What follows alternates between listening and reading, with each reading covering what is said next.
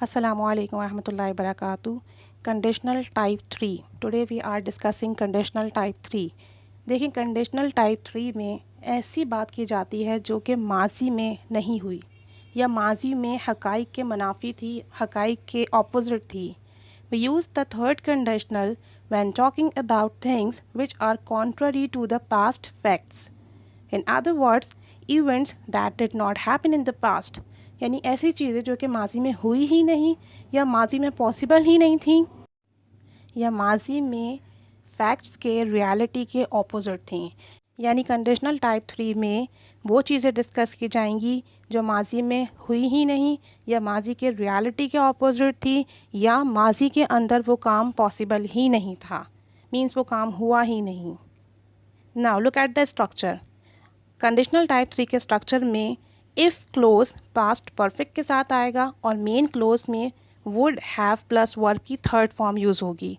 चाहे तो if close पहले यूज़ कर लें और चाहे तो वुड या मेन वर्ब जो है आपका वो पहले यूज़ कर लें. अरेंजमेंट्स आगे पीछे कर दें, it doesn't matter. But if close के साथ पास्ट परफेक्ट आएगा और मेन क्लोज में वुड के साथ हैव प्लस वर्ब की थर्ड फॉर्म यूज़ होगी. Now look at the first example. If he had talked to me, I would have listened. Means he didn't talk to me. अगर वो मुझसे बात करता तो मैं उसे सुनती, लेकिन उसने मुझसे बात ही नहीं की. यानी कि माजी में ये काम हुआ ही नहीं. The things which did not happen in the past. तो ये एक्शन पास्ट में हुआ ही नहीं है, but we can say, हम इस बात को डिस्कस कर सकते हैं. Next example is, if she had saved enough money, she would have bought a new bicycle. But she did not save enough money. Means अगर वो पैसे जमा कर लेती तो नई बाइक ख़रीद लेती. यानी कि ये एक्शन भी पास्ट में नहीं हुआ, ना उसने पैसे जमा किए और ना ही उसने न्यू बाइसिकल ली. Look at the second sentence. If the students had listen to the teacher carefully he would have answered the question easily. तो अगर वो स्टूडेंट टीचर को बहुत ध्यान से सुन लेता, लेसन सही से समझ लेता या प्रॉपर स्टडी कर लेता तो वो क्वेश्चन का आंसर्स आराम से दे सकता था, आराम से दे देता. But he didn't. उसने लेसन ही नहीं सुना, इसलिए वो आंसर भी नहीं दे सका. अगर तलबा उस्ताद को ध्यान से सुन लेते तो वो आसानी से जवाब दे देते. मींस ये एक्शन भी पास्ट में नहीं हुआ. ना स्टूडेंट ने टीचर को सुना, ना ही उन्होंने आंसर दिया. ठीक है. Now look at another example.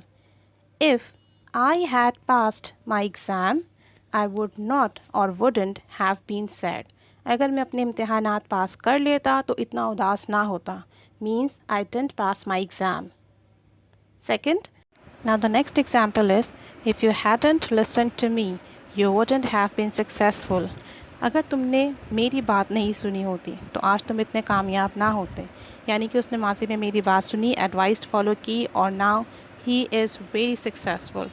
So if she hadn't fallen off the bicycle, she would have arrived at the school in time. अगर वो साइकिल से नहीं गिरा होता तो स्कूल टाइम पर पहुंच चुका होता. मीन्स वो साइकिल से गिरा और स्कूल टाइम पर नहीं पहुंच चुका.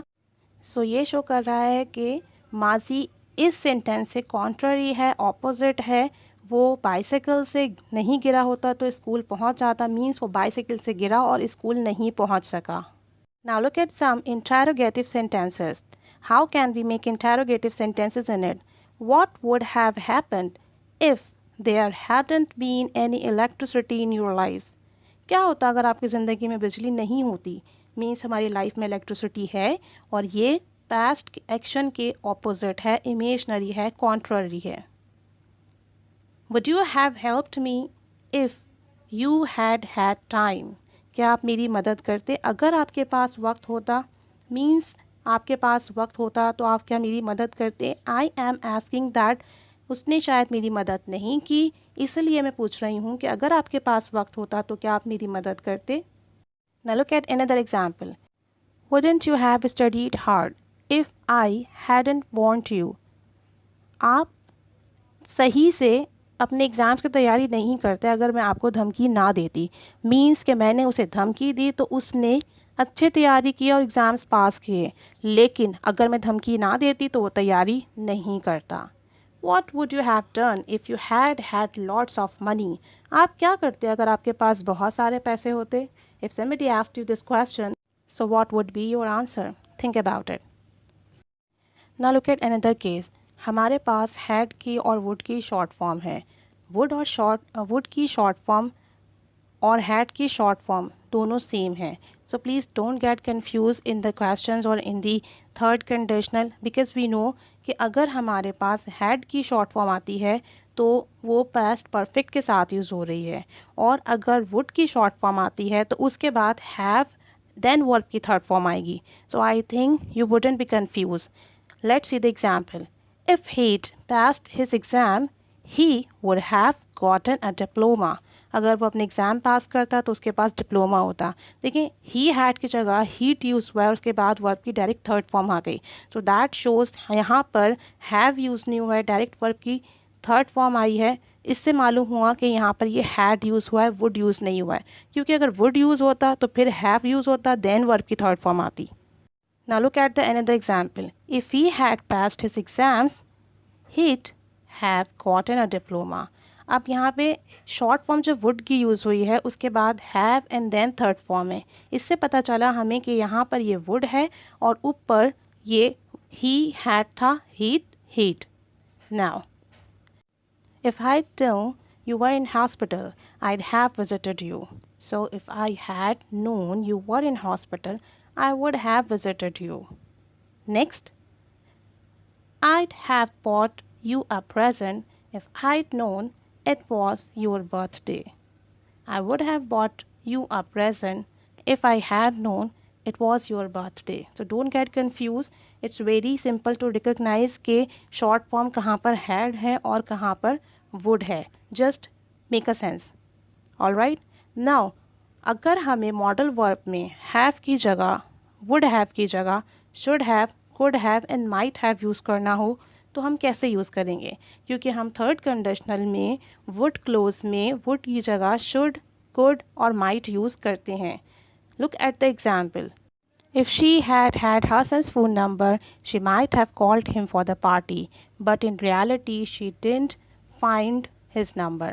अगर उसके पास हसन का नंबर होता तो शायद वो हसन को पार्टी में बुलाती. We used might here instead of would because यहाँ पे हम chances और probability की बात कर रहे हैं. That's why शायद वो हसन को बुलाती. If we had had the necessary ingredients for a cake, we could have made a cake. Means that we didn't have. अगर हमारे पास केक बनाने की तमाम चीज़ें होती तो हम केक बना सकते थे. मीन्स यहाँ हम एबिलिटी की बात कर रहे हैं, पॉसिबिलिटी की बात कर रहे हैं. हमारे पास इंग्रेडिएंट्स ही नहीं थे तो हम केक कैसे बनाते? So that's why here we use could instead of would. जब पॉसिबिलिटी एबिलिटी की बात हो तो कुड यूज़ कीजिए, जब प्रोबेबिलिटी की बात हो, चांसेस की बात हो तो use might. If I had had the power, I might have looked after myself. अगर मेरे पास ताकत होती तो शायद मैं अपना ख्याल रखता. मीन्स कि उसने अपना ख्याल नहीं रखा और ये बात वो कह रहा है कि अगर होती तो शायद.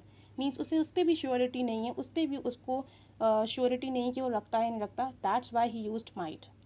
If my son had studied the English course he could have pass the exam. अगर मेरा बेटा इंग्लिश कोर्स कर लेता तो वो अपने इम्तहानात पास कर सकता था.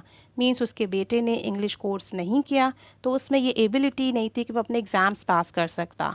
तो जब एबिलिटी की बात आ जाए यूज़ कुड, जब प्रोबेबिलिटी की बात आए use might. Now what is conditional type 3? Conditional type 3 talk about imaginary or unreal or impossible condition in the past that did not happen. तो कंडीशनल टाइप 3 बात करता है किसी इमेजिनरी या अनरियल या इम्पॉसिबल सिचुएशन जो कि पास्ट में हुई ही नहीं. Second use of the conditional type 3 is often use to express criticism और रिग्रेशन. आपने जो माजी में काम नहीं किया उसके लिए या तो आप रिग्रेट करते हो या खुद को क्रिटिसाइज़ करते हो या किसी को क्रिटिसाइज़ करते हो. चूँकि एक्शन हैपन नहीं हुआ तो हमारी फीलिंग्स जो होंगी वो क्रिटिसिज्म जैसी होंगी या रिग्रेशन की होंगी. कंडीशनल टाइप 3 में मॉडल्स वर्ब्स यूज़ हो सकते हैं might, could and should, would close में. जब आपके पास पॉसिबिलिटी, एबिलिटी या चांसेस की बात हो तब आप कंडीशनल में मॉडल वर्ब यूज़ कर सकते हैं. And of course we use contraction of had and would in the conditional type 3. ये कंडीशनल टाइप 3 के कुछ यूजेस थे और कंडीशनल टाइप 3 में अक्सर स्टूडेंट्स को कन्फ्यूजन होती है। सो आई होप कि अब कन्फ्यूजन नहीं होगी। So keep learning, keep staying with us. Thanks for watching.